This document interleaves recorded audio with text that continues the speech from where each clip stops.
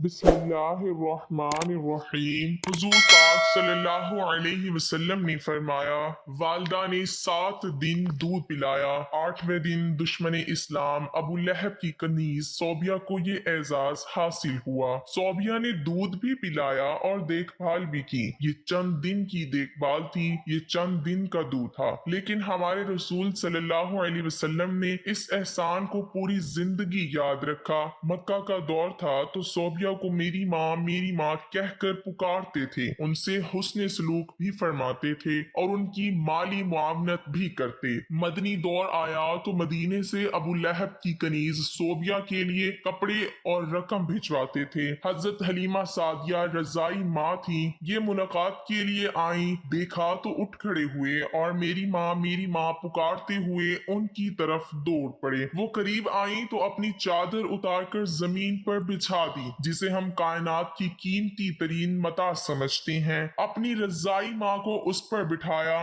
गौर से उनकी बात सुनी और उनकी तमाम हाजतें पूरी फरमा दी। ये भी जहन में रहे, हजरत हलीमा सादिया रज़ियल्लाहु ताला अन्हा ने इस्लाम कबूल नहीं किया था, वो अपने पुराने मजहब पर कायम रही थी। फतह मक्का के वक्त हजरत हलीमा की बहन खिदमत में हाजिर हुई, माँ के बारे में पूछा, बताया गया कि वो इंतकाल फरमा चुकी हैं। रसूलुल्लाह सल्लल्लाहु अलैहि वसल्लम की आंखों में आंसू आ गए, रोते जाते थे और हजरत हलीमा को याद करते जाते थे। रजाई खाला को लिबास, सवारी और 100 दिरहम इनायत किए। रजाई बहन शीमा गजवा हन्नैन की कैदियों में शरीक थी। पता चला तो उन्हें बुलाया, अपनी चादर बिछा कर बिठाया, अपने यहाँ कयाम की दावत दी। हजरत शीमा ने अपने कबीले में वापस जाने की ख्वाहिश जाहिर की। रजाई बहन को गुलाम, लौंडी और बकरियां देकर रुखसत कर दिया। ये बाद अजा इस्लाम ले आई। जंग बदर के कैदियों में पढ़े लिखे कुफ्फार भी शामिल थे।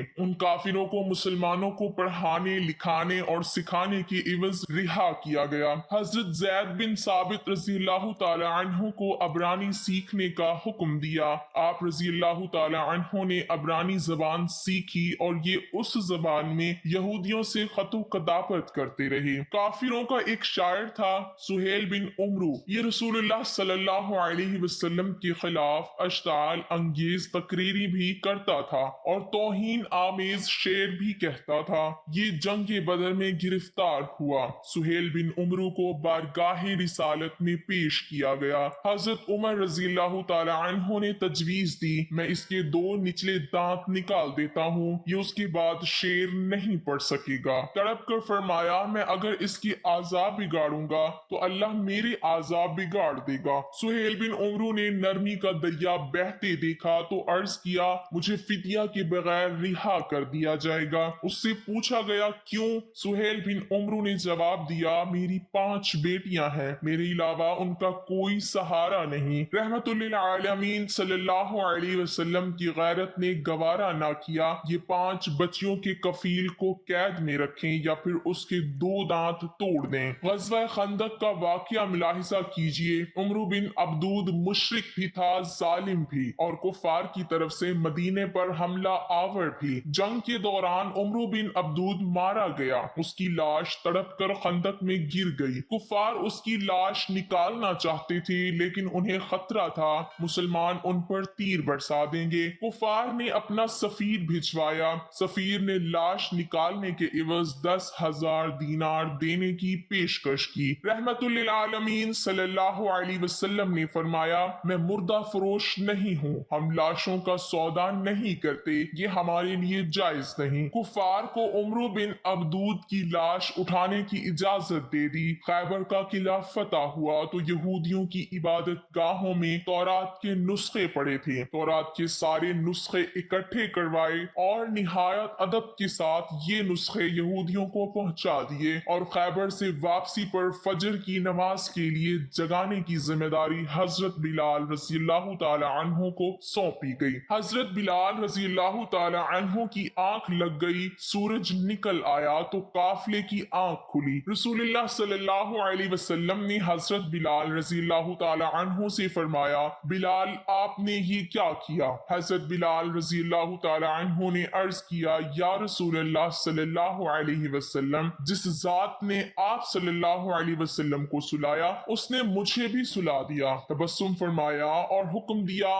تم آزان دو۔ آزان دی گئی، آپ صلی اللہ علیہ وسلم نے نماز ادا کروائی اور پھر فرمایا تم جب نماز بھول جاؤ تو پھر جس وقت یاد آئے اسی وقت پڑھ لو، یہ ہے شریعت۔ حضرت حذیفہ بن یمان رضی اللہ تعالی عنہ سفر کر رہے تھے، کفار جنگ بدر کے لیے مکہ سے نکلے، کفار نے راستے میں حضرت حذیفہ رضی اللہ تعالی عنہ کو گرفتار کر لیا۔ آپ سے پوچھا گیا آپ کہاں جا رہے ہیں؟ حضرت حذیفہ رضی اللہ تعالی عنہ نے عرض کیا مدینہ منورہ۔ کفار نے ان سے کہا اگر آپ وعدہ کرو آپ جنگ میں شریک نہیں ہوں گے تو ہم آپ کو چھوڑ دیتے ہیں۔ حضرت حذیفہ رضی اللہ تعالی عنہ نے وعدہ کر لیا۔ یہ اس کے بعد سیدھے مسلمانوں کے لشکر میں پہنچ گئے۔ مسلمانوں کو اس وقت مجاہدین کی ضرورت بھی تھی، جانوروں کی بھی، ہتھیاروں کی بھی، لیکن جب حضرت حذیفہ رضی اللہ تعالی عنہ کے وعدے کے بارے میں علم ہوا تو مدینہ بھجوا دیا گیا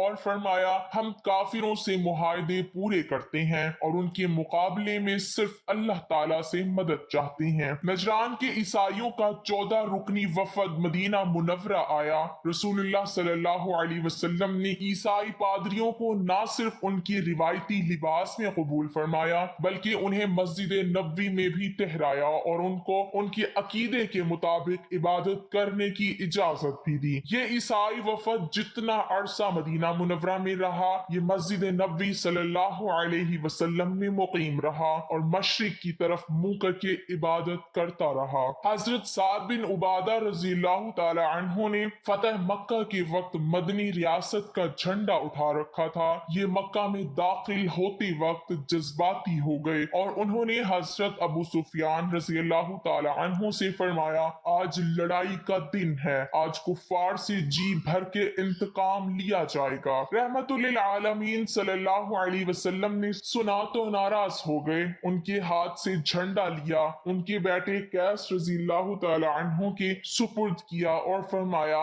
نہیں آج لڑائی نہیں، رحمت اور معاف کرنے کا دن ہے۔ مدینے میں تھے تو مکہ میں قحط پڑ گیا، مدینہ سے رقم جمع کی، خوراک اور کپڑے اکٹھے کیے اور یہ سامان مکہ بھجوایا اور ساتھ ہی اپنے اتحادی قبائل کو ہدایت کی مکہ کے لوگوں پر برا وقت ہے، آپ لوگ ان سے تجارت ختم نہ کریں۔ مدینہ کے یہودی اکثر مسلمانوں سے یہ بحث چھیڑ دیتی تھی نبی اکرم صلی اللہ علیہ وسلم فضیلت میں بلند ہیں یا حضرت موسیٰ علیہ السلام؟ یہ معاملہ جب بھی دربار رسالت میں پیش ہوتا رسول اللہ صلی اللہ علیہ وسلم مسلمانوں سے فرماتے آپ لوگ اس بحث سے پرہیز کیا کریں۔ ثمامہ بن آسال نے رسول اللہ صلی اللہ علیہ وسلم کو قتل کرنے کا اعلان کر رکھا تھا، یہ گرفتار ہو گیا، اسلام قبول کرنے کی دعوت دی، اس نے انکار کر دیا، یہ 3 دن قید میں رہا، اسے 3 دن دعوت دی جاتی رہی، یہ مذہب بدلنے پر تیار نہ ہوا تو اسے چھوڑ دیا گیا۔ اس نے راستے میں غسل کیا،